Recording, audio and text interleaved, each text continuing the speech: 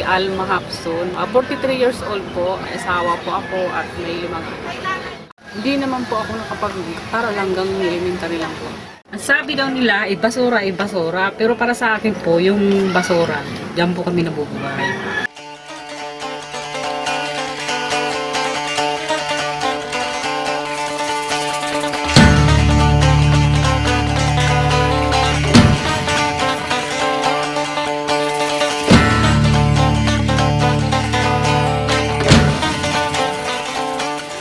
Ang kinikita po namin sa pangangalain sa araw-araw, mababa po sa 100.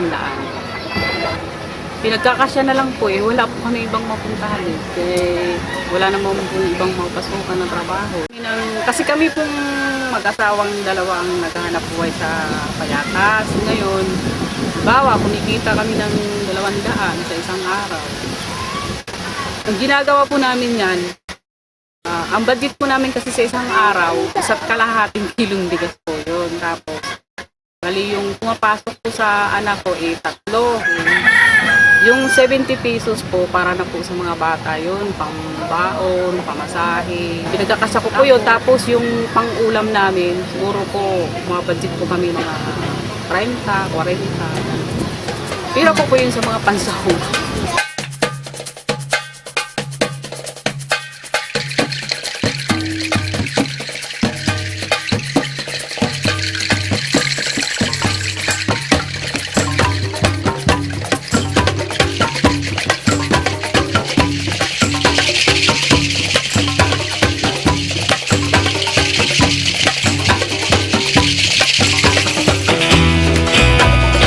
Mayroon na po kayong gobyernong hindi kayo binabaliwala o inaapi.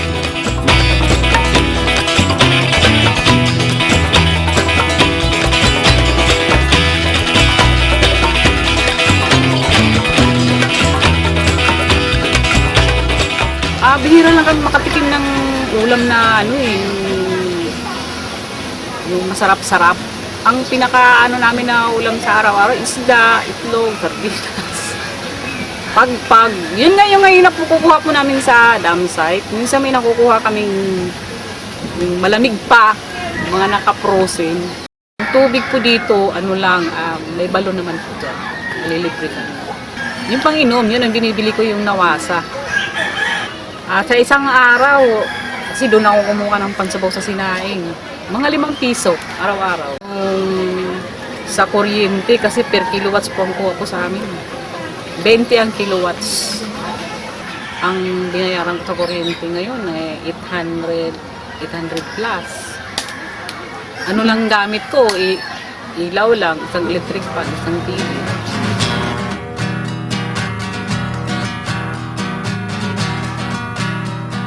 Bayan darating din ang araw, iluluwal mo ang bagong Maria. Ang Mariang magiging tapat sa'yo hanggang kamatayan. Bayan darating din ang araw, iluluwal mo ang bagong Maria. Ang Mariang hindi tatalikod sa'yo, di ka pagbibili. Pag kumita po kami ng 200, kami mag-asawa, kulang talaga yun. Kulang talaga. Wala kami mga pundo na yung, halimbawa, biglang may sakit yung anak ko. Wala kaming mahugot kaagad na pera. Kasi wala po kaming itinabi dahil yung kinikita po namin sa araw-araw is kulang pa. So itong papasok ng 2012 kasi nagkasakit po yung asawa ko. 1 month po na hindi nakapag-trabaho yun. Nagkasakit siya sa atay. Siyempre, ako na lang po yung nangangalahe.